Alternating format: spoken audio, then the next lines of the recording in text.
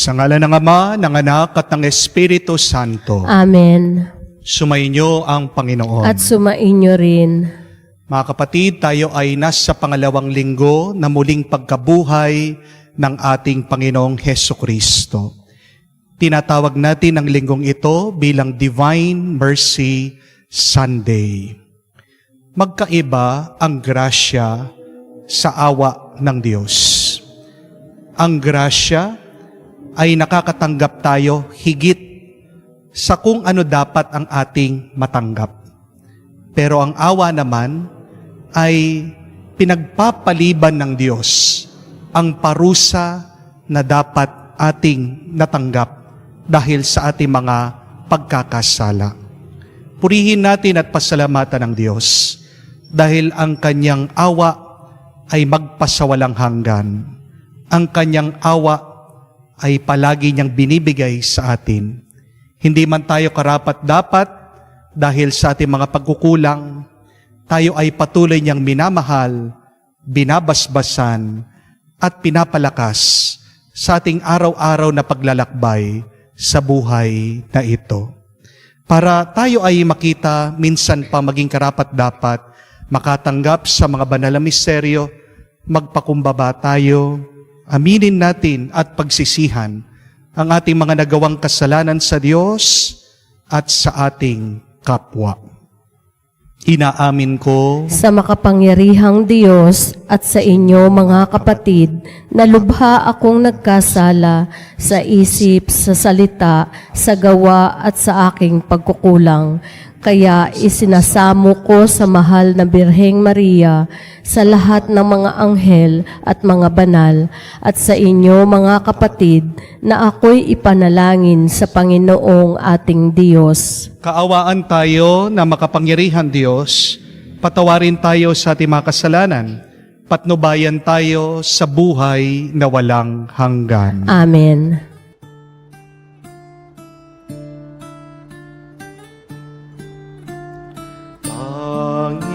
Panginoon, maawa ka. Panginoon, maawa ka.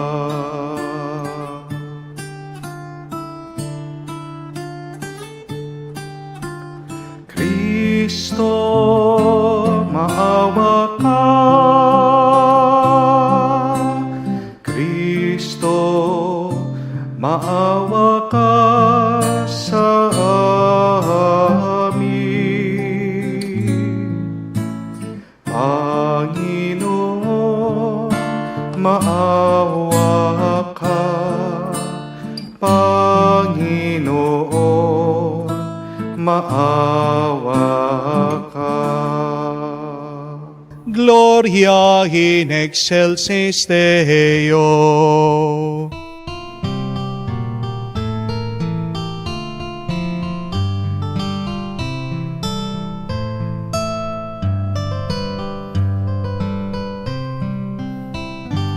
Luwalhati sa Diyos sa kaitaasan, kaloob sa lupa ay kapayapaan. Pinupuri ka at ipinandarangal, sinasamba ka dahil sa dakila mong kalwalhatian. Panginoon naming Diyos, Hari ng langit, Amang makapangyarihan, Panginoong Hesukristo, bugtong na anak ng Diyos, Kordero ng Ama. Ikaw na nag-aalis ng mga kasalanan ng sanlibutan. Tanggapin mo ang aming kahilingan, ikaw na naluluklok sa kanan ng Ama. Maawa ka sa amin, ikaw lamang ang banal, Panginoong Hesukristo, kasama ng Espiritu, sa luwalhati ng Ama. Amen. Amen.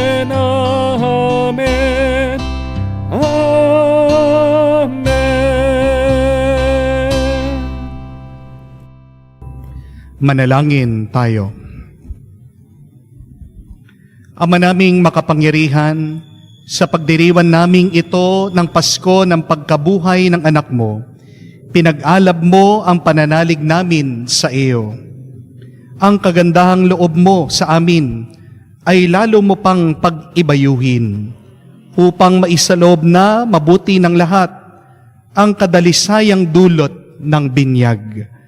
Ang Espiritong bigay mo sa iyong mga anak, ang dugong dumanak upang kami maligtas.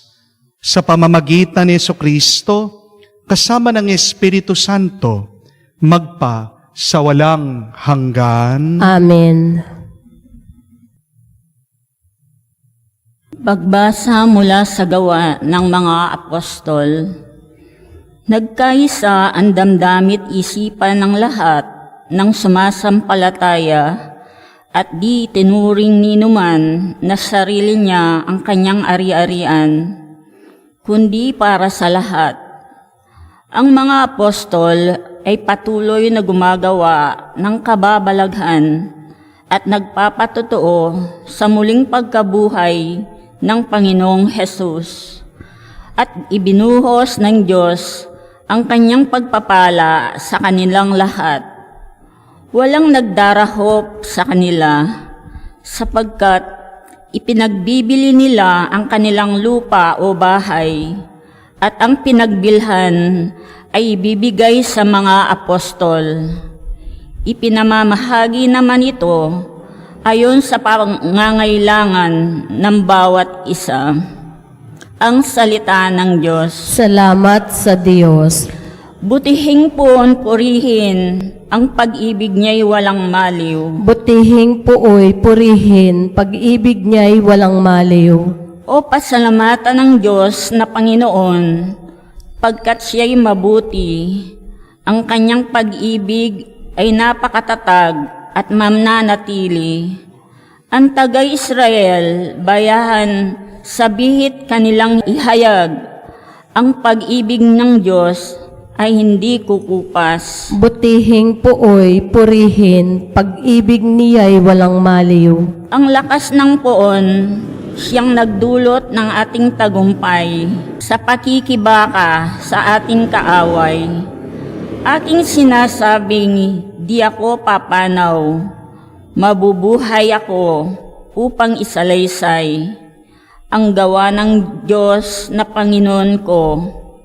Pinagdusa ako, pinarusahan ng labis at labis, ngunit ang buhay ko'y di niya pinatid.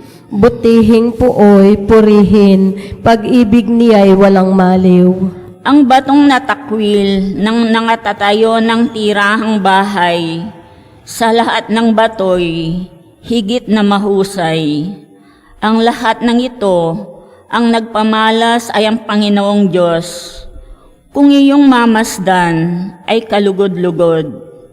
O kahanga-hanga ang araw na itong ang Diyos ang nagbigay, tayo ay magalak, itong ipagdiwang. Butihing puoy purihin, pag-ibig niya'y walang maliw.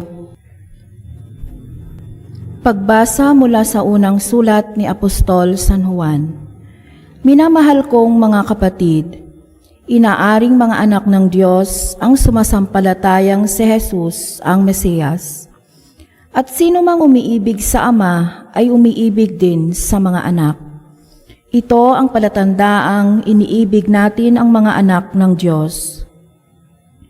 Kapag iniibig natin ang Diyos at tinutupad ang kanyang mga utos, sapagkat ang tunay na umiibig sa Diyos ay yaong tumutupad ng kanyang mga utos.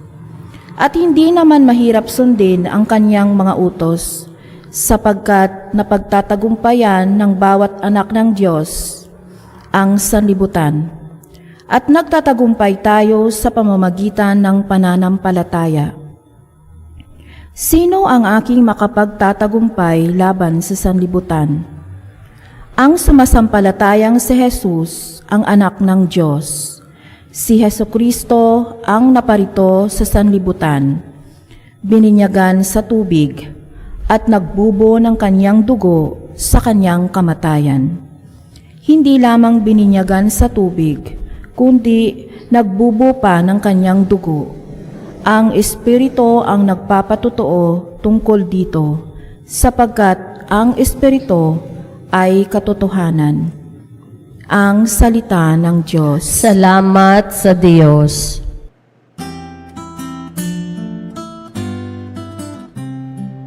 Alleluia, alleluia, alleluia, alleluia, alleluia, alleluia, alleluia,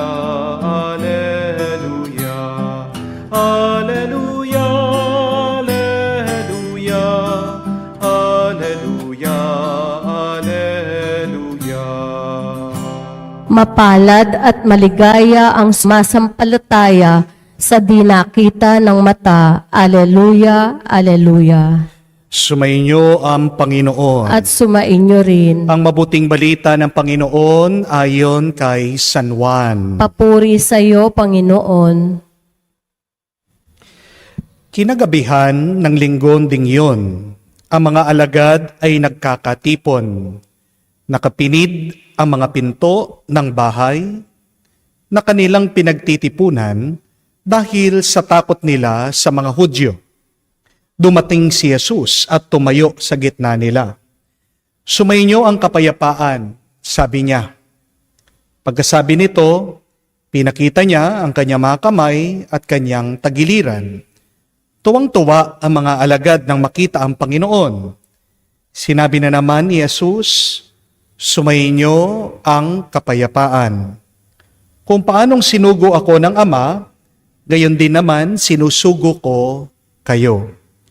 Pagkatapos sila'y hininghan niya at sinabi, tanggapin ninyo ang Espiritu Santo. Ang patawarin ninyo sa kanilang mga kasalanan ay pinatawad na nga. Ang hindi nyo patawarin ay hindi nga pinatawad. Ngunit si Tomas, ang tinaguriang kambal, isa sa 12, ay wala roon nang dumating si Jesus.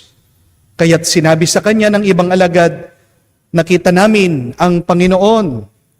Sumagot si Tomas, hindi ako maniniwala hanggang di ko nakikita ang butas ng mga pako sa kanya mga kamay at maisuot dito ang aking daliri.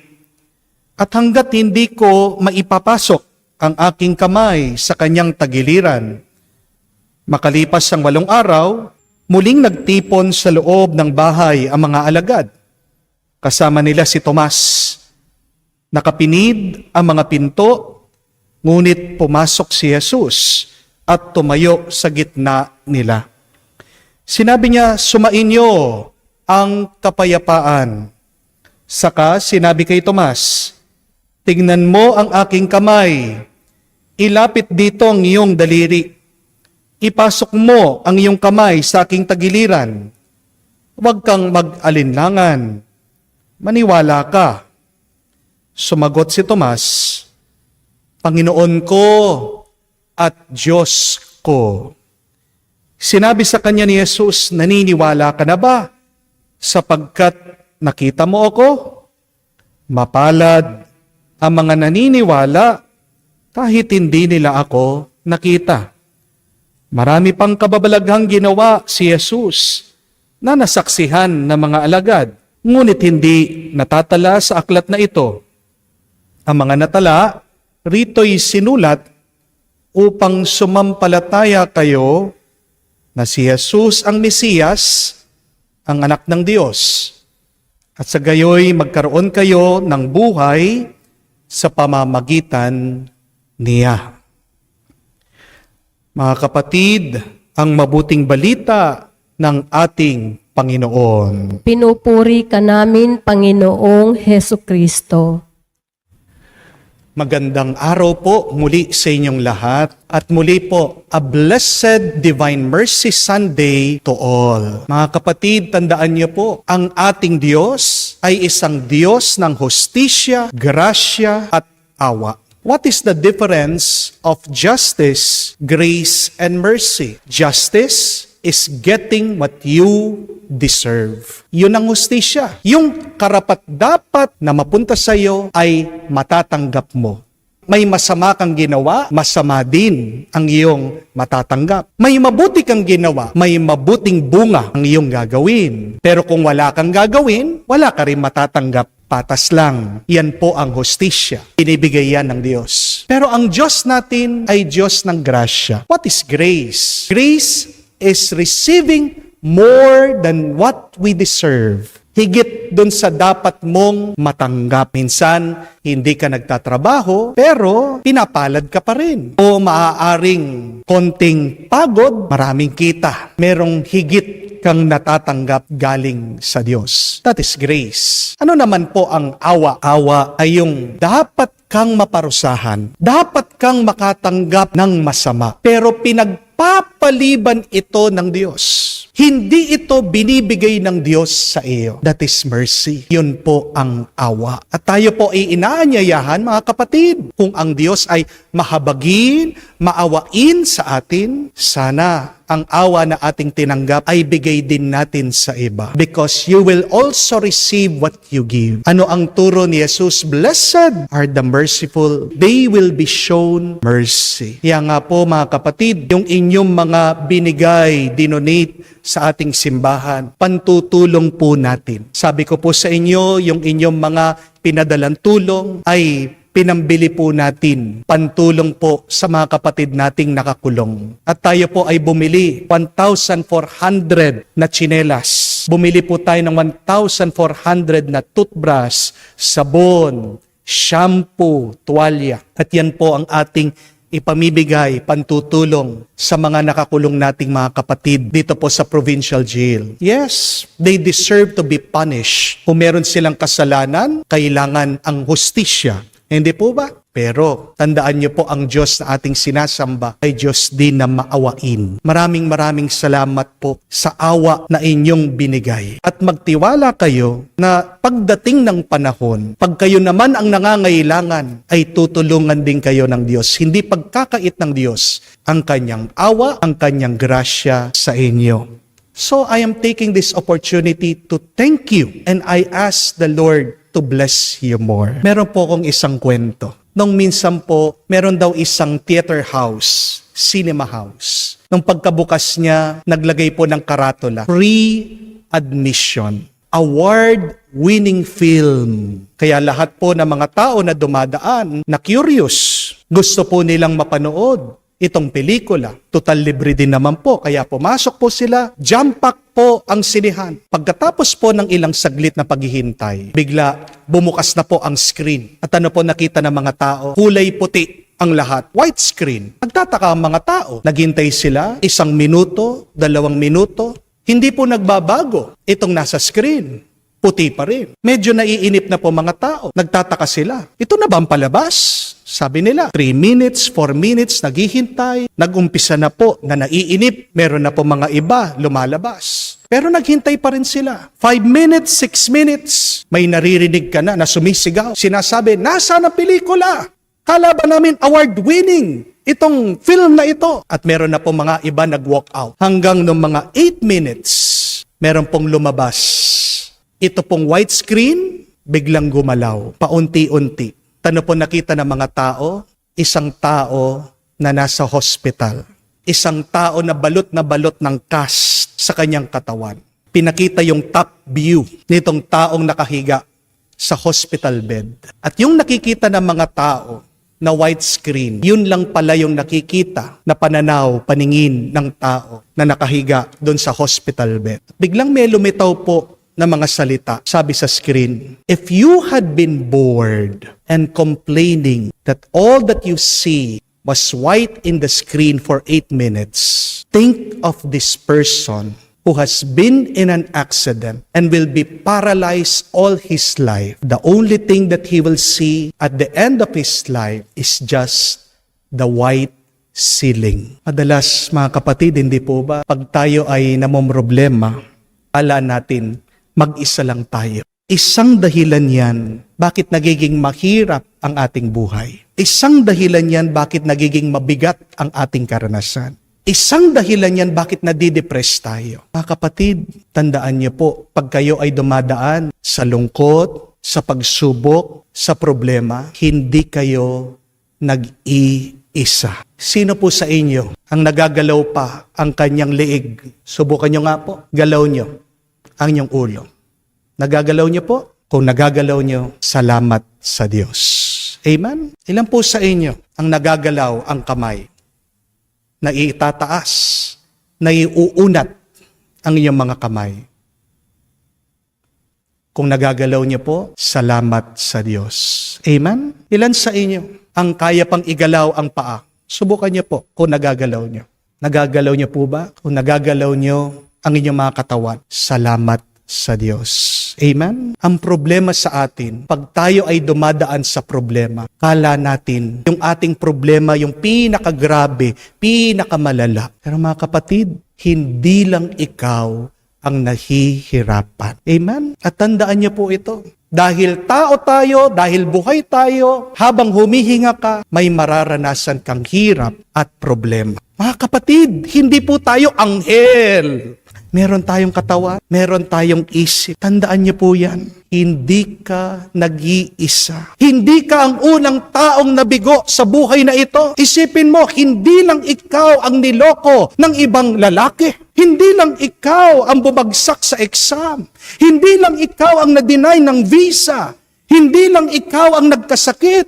Hindi lang ikaw ang nalugi sa business. Hindi lang ikaw ang namatayan. Lahat po tayo may kanya-kanyang pinagdadaanan na problema. Pero paano maiibsa itong bigat, itong sakit ng ating karanasan? Tandaan mo na may kasama ka. Yan ang nakalimutan ng mga alagad. Nagkulong sila. Pero salamat sa Diyos, kahit na sarado ang pintuan, milagro nakapasok si Jesus. At nagparamdam siya sa kanila.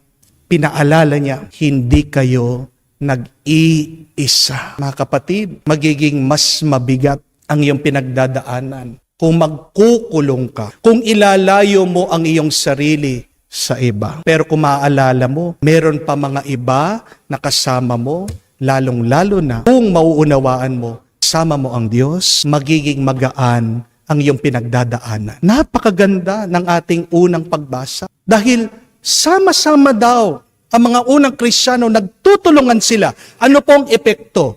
Wala daw sa kanila ang naghirap. Wala daw sa kanila ang may pangangailangan. Busog sila, masaya sila, payapa sila, at nakakatulong pa sila. Ang kapatid, huwag kayong maglalakbay na mag-isa sa buhay na ito. Maaaring maging mabilis ang iyong paglalakbay, pero magiging mas mahirap at mas malungkot ka na nag-iisa.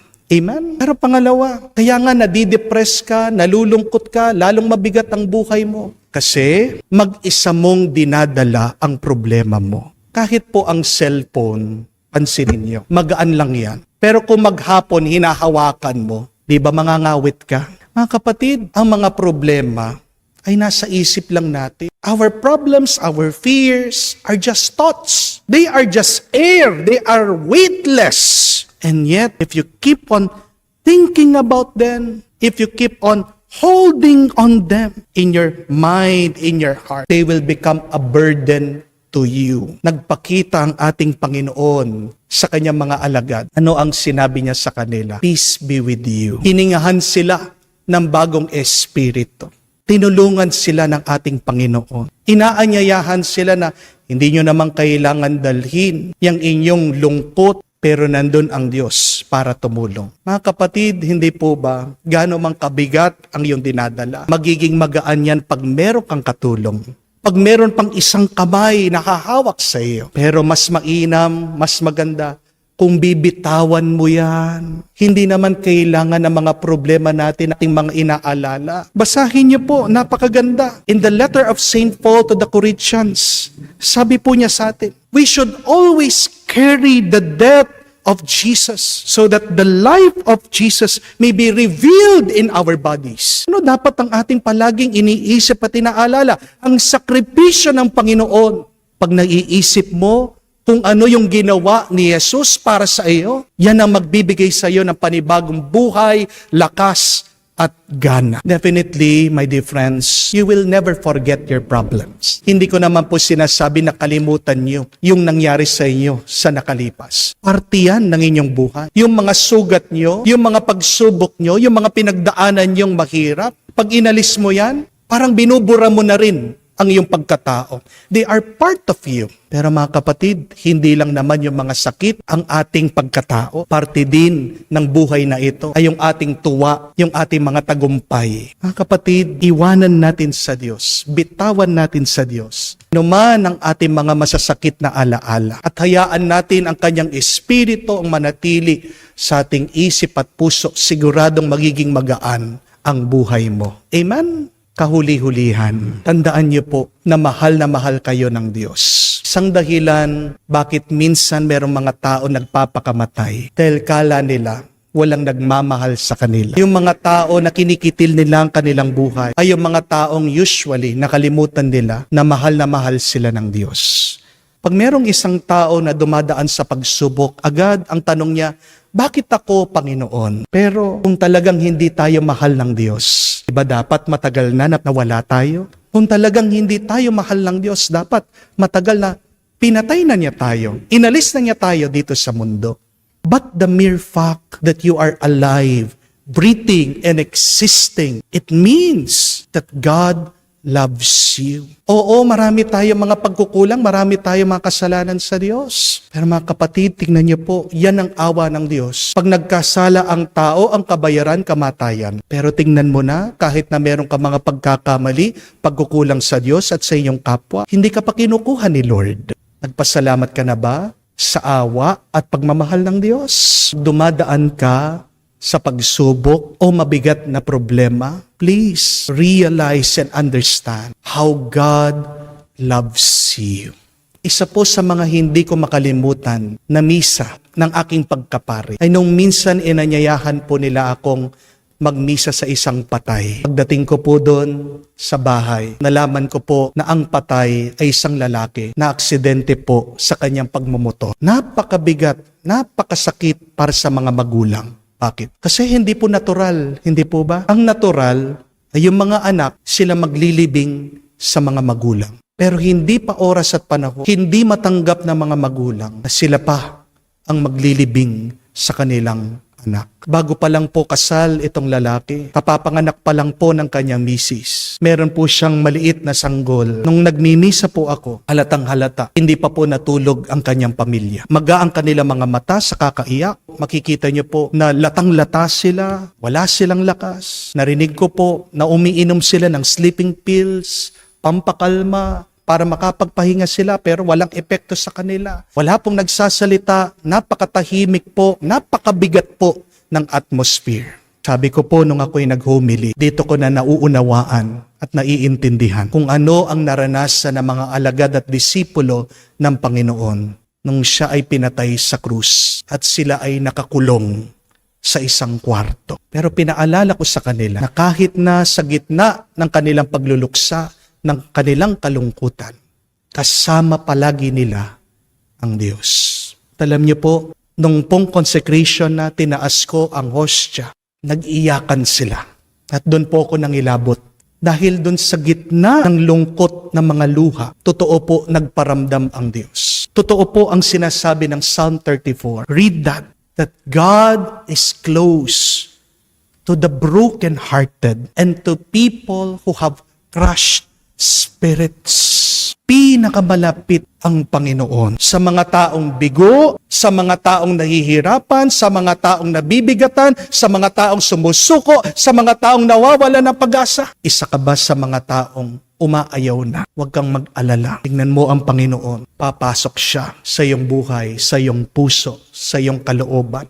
Magpaparamdam siya.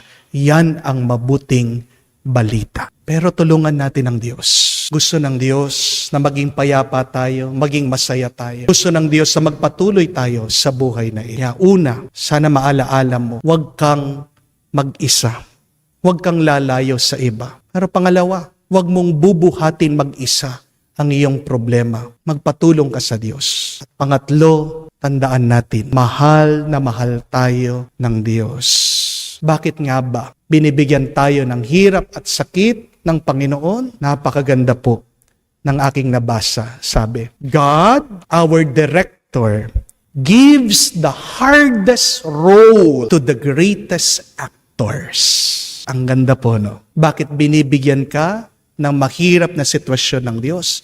Kasi alam niya, magaling ka. Kasi alam niya, kaya mo. Kasi alam niya, matatag ka, malakas ka. Remember that God, our director, gives the hardest roles to the greatest actors.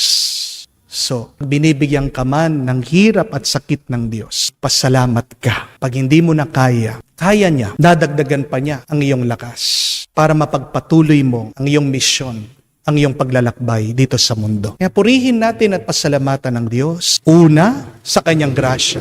Pero pangalawa, sa kanyang awa. Naway ang grasya at awa ng Diyos ang magsilbing ating lakas at buhay ngayon at magpakailanman. Amen. Sumasampalataya ako Sa Diyos, amang makapangyarihan sa lahat, na may gawa ng langit at lupa, sumasampalataya ako kay Hesukristo, iisang anak ng Diyos, Panginoon nating lahat, nagkatawang tao siya, lalang ng Espiritu Santo, ipinanganak Santa Mariang Birhen, pinagpakasakit ni Poncio Pilato, ipinako sa krus, namatay, inilibing, nanaog sa kinaroroonan ng mga yumao, nang may ikatlong araw, nabuhay na mag-uli, umakyat sa langit, naluluklok sa kanan ng Diyos amang makapangyarihan sa lahat. Doon magmumulang paparito at huhukom sa nangabubuhay at nangamatay na tao. Sumasampalataya naman ako sa Diyos Espiritu Santo, sa banal na simbahang katolika, sa kasamahan ng mga banal, sa kapatawaran ng mga kasalanan, sa pagkabuhay na muli ng nangamatay na tao, at sa buhay na walang hanggan. Amen. tayo ay kabilang sa mga nananalig sa muling pagkabuhay ni Jesus kahit na hindi natin nasalat ang kanyang mga sugat.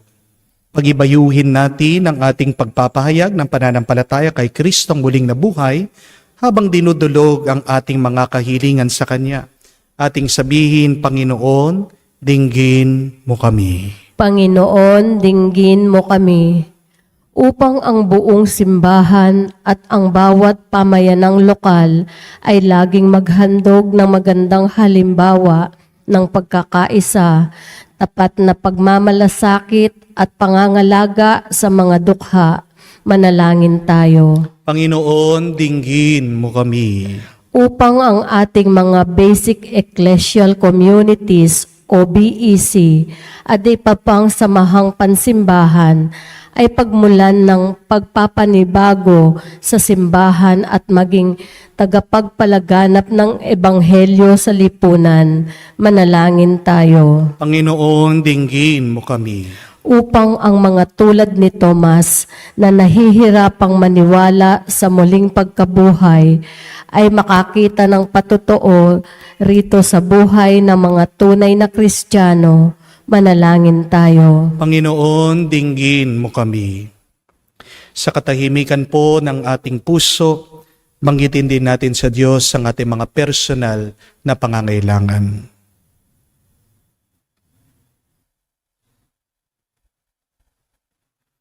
Panginoong Hesus, nagpapasalamat kami sa mga kaloob ng iyong muling pagkabuhay at sa iyong pananatili sa aming piling kasama ng Espiritu Santo, naway lalo kaming mapalapit sa iyo at kami maging tanda at kasangkapan ng bagong buhay na pinagkaloob mo sa amin.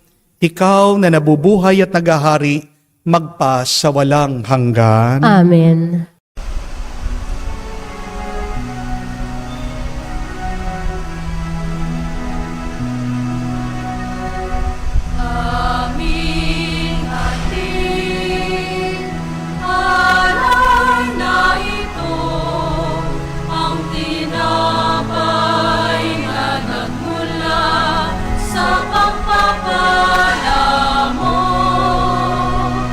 At tanggapin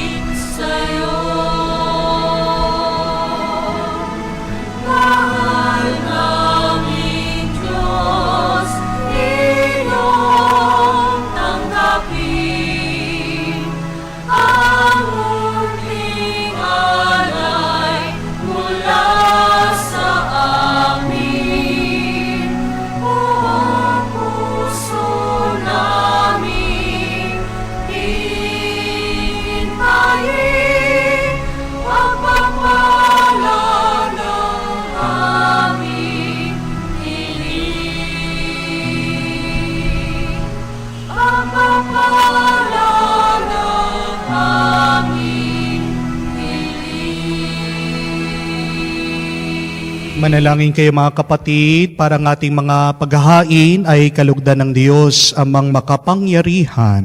Tanggapin nawa ng Panginoon itong paghahain sa iyong mga kamay sa kapurihan niya at karangalan sa ating kapakinabangan at sa buong sambayanan niyang banal.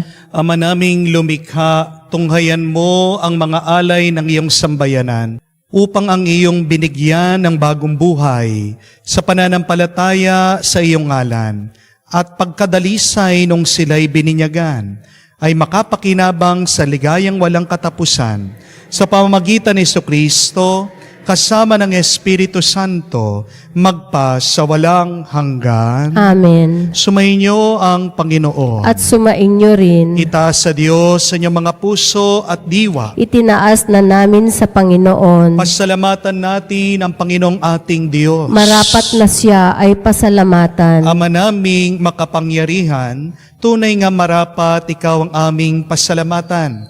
Ngayon pinagdiriwang ang paghahain ng Mesiyas, ang maamong tupa na tumubos sa aming lahat, ang paghahain ng sariling buhay at sa pagkabuhay ng anak mong mahal. Nabuksang ganap ang iyong tahanan at kami pinaghaharian mo na naging kasambahay sa pagkamatay niya sa krus. Nalupig ang kamatayan. Sa kanyang pagkabuhay, naging buhay siya ng tanan. Kaya kaisa na mga anghel na nagsisiawit ng papuri sa iyo, nang walang humpay sa kalangitan, kami nagbubunyi sa iyong kadakilaan.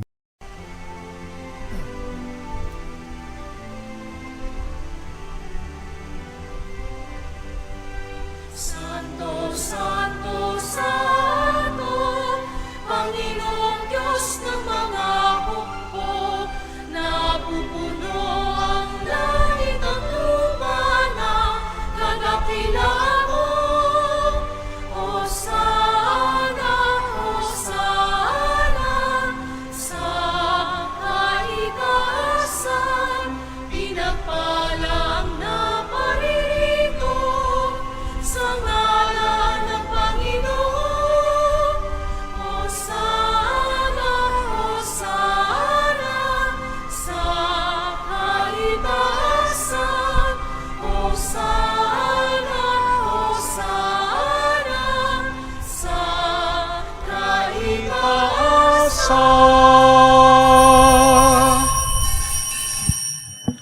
Ama naming banal, ikaw ang bukal ng tanang kabanalan. Kaya't sa pamamagitan ng iyong Espiritu, gawin mong banal ang mga kaloob na ito upang para sa amin maging katawan at dugo ng aming Panginoong Hesu Kristo. Bago niya pinagtiis ang kusang loob na maging handog, hinawakan niyang tinapay, pinasalamatan kanya, pinaghati-hati niya iyon, inabot sa kanyang malagad at sinabi, tanggapin ninyong lahat ito at kanin. Itong aking katawan na ihahandog para sa inyo.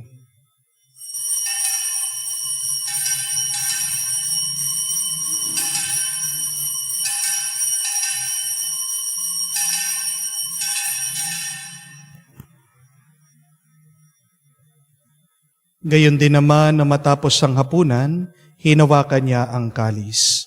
Muli kanyang pinasalamatan. Inabot niya ang kalis sa kanyang malagad at sinabi, tanggapin ninyong lahat ito at inumin. Itong kalis ang aking dugo, ng bago at walang hanggang tipan, ng aking dugo na ibubuhos para sa inyo at para sa lahat, sa ipagpapatawad ng mga kasalanan. Gawin ninyo ito sa pag-alaala sa akin.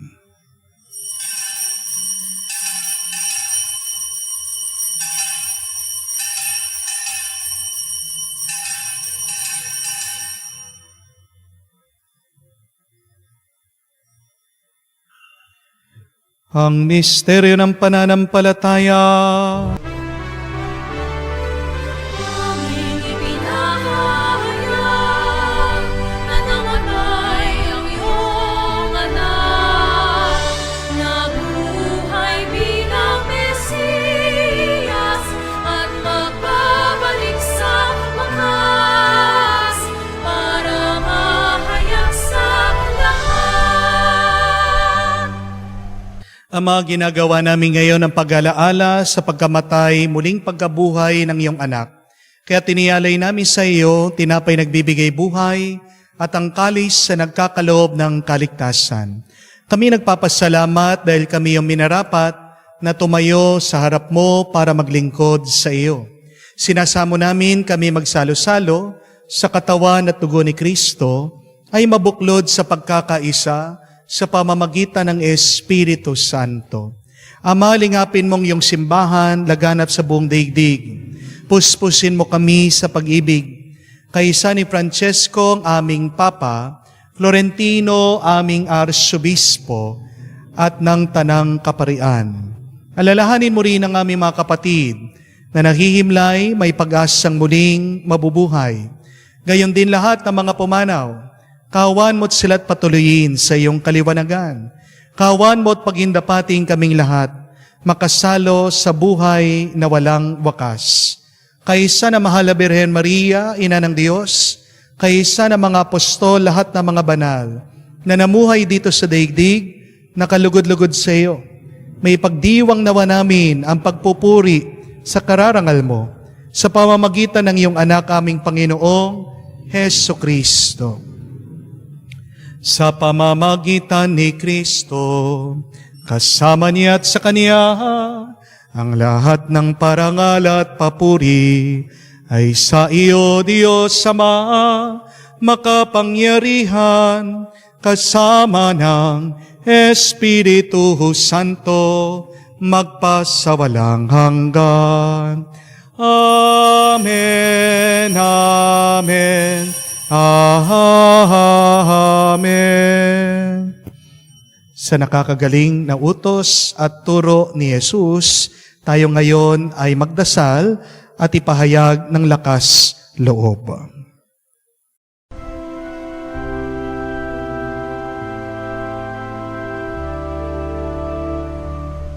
Ama namin, sumasalangit ka, sambahin ang ngalan mo, mapasa amin ang kaharian mo, sundin ang loob mo dito sa lupa, para lang sa langit. Bigyan mo kami ngayon ng aming kakanin sa araw-araw, at patawarin mo kami sa aming mga sala, para ng pagpapatawad namin sa nagkakasala sa amin. At huwag mo kaming ipahintulot sa tukso, at iadya mo kami sa lahat ng Sama. Hinihiling namin kami adya sa lahat ng masama, pagkalooban ng kapayapaan araw-araw. Iligtas sa kasalanan, ilayo sa lahat ng kapamakan. Samantalang aming pinanabikan ang dakilang araw ng pagpapahayag ng tagapagligtas naming si Heso Kristo. Sapagkat iyo ang kaharian at ang kapangyarihan at ang kapurihan magpakailanman. Amen. Panginoong Heso Kristo, sinabi mo sa mga apostol, kapayapaan ang iniiwan ko sa inyo, ang aking kapayapaan binibigay ko sa inyo. Tunghayan mo ang aming pananampalataya, huwag ang aming pagkakasala. Pagkalooban mo kami ng kapayapaan at pagkakaisa ayon sa iyong kalooban, kasama ng Espiritu Santo, magpa sa walang hanggan. Amen. Kapayapaan ng Panginoon ay laging sumainyo. At sumainyo rin. Magbigayan po tayo ng kapayapaan sa bawat isa. Peace with you po. Kapayapaan po sa inyong lahat.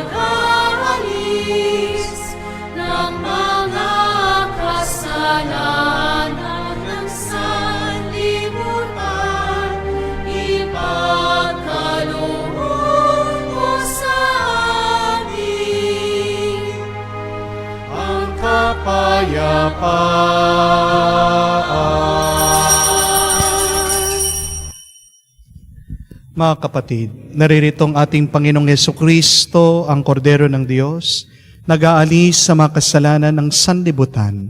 Mapalad tayong lumalapit sa piging ng Kordero. Panginoon, hindi ako karapat-dapat na magpatuloy sa iyo, ngunit sa isang salita mo lamang ay gagaling na ako.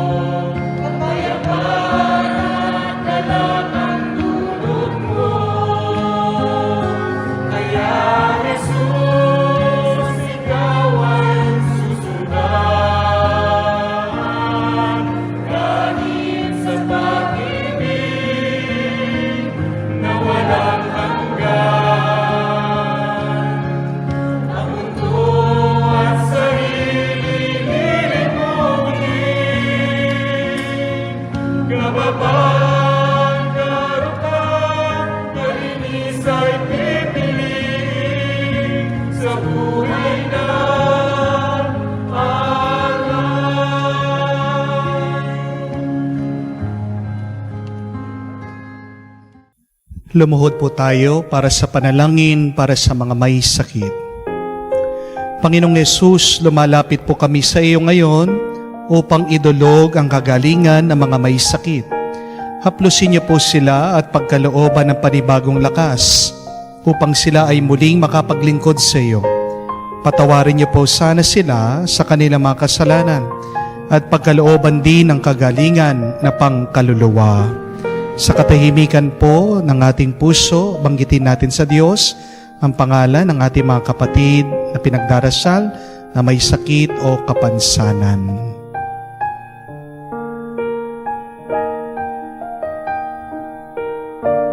Hinihiling namin to sa ngalan ni Kristo, aming Panginoon. Amen.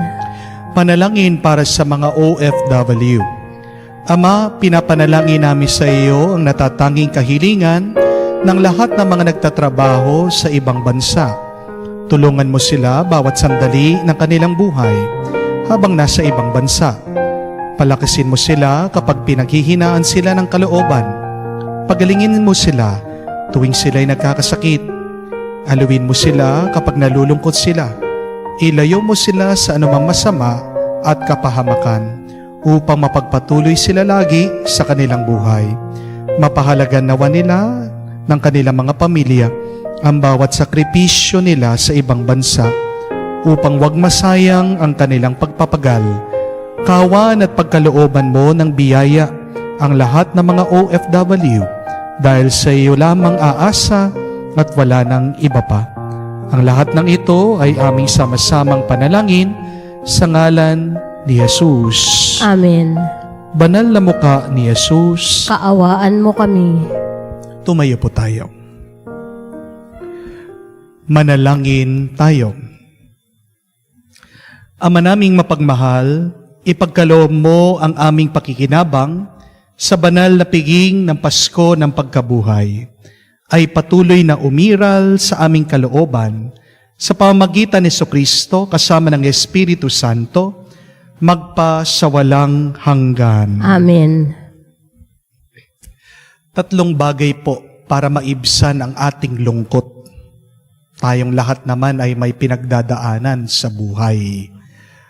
Una, pag ikaw ay nalulungkot, sana iwasan mo ang mag-isa. Yes, we need time alone. But do not be alone forever. Do not be alone for a very long time.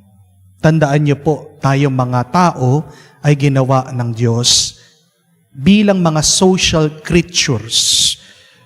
Mas nagiging masaya tayo, nagiging makabuluhan ang ating buhay pag meron tayong katuwang, pag meron tayong kasama. Opo, magdasal kayo.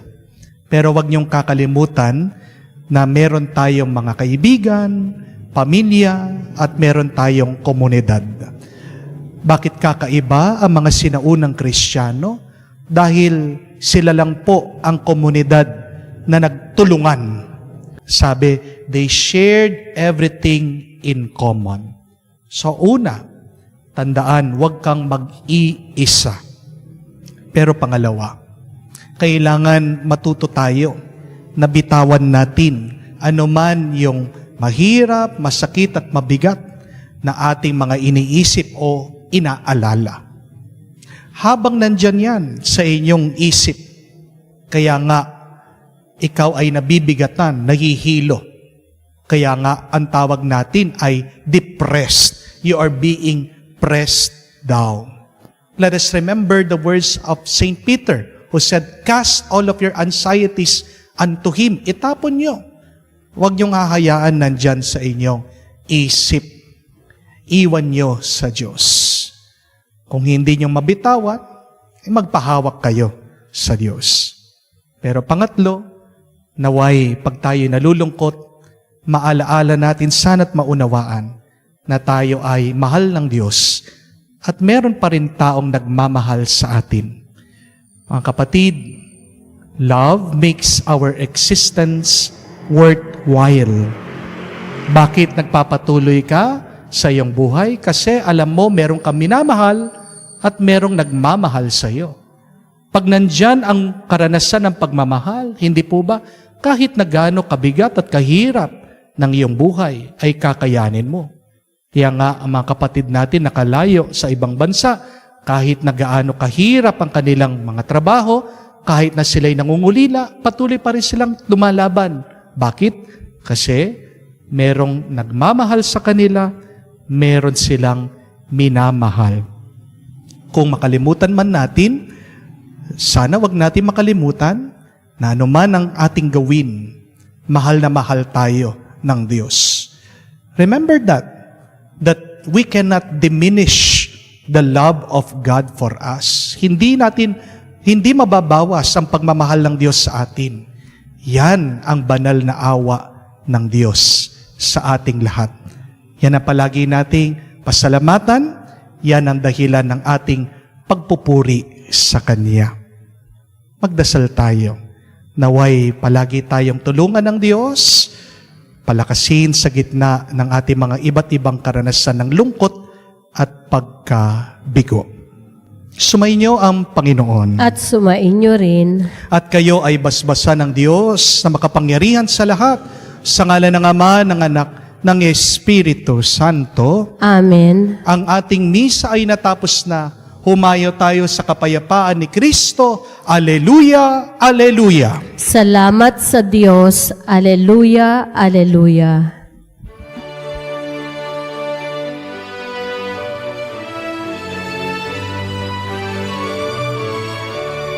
Si Jesus ngayon nabuhay. Amen.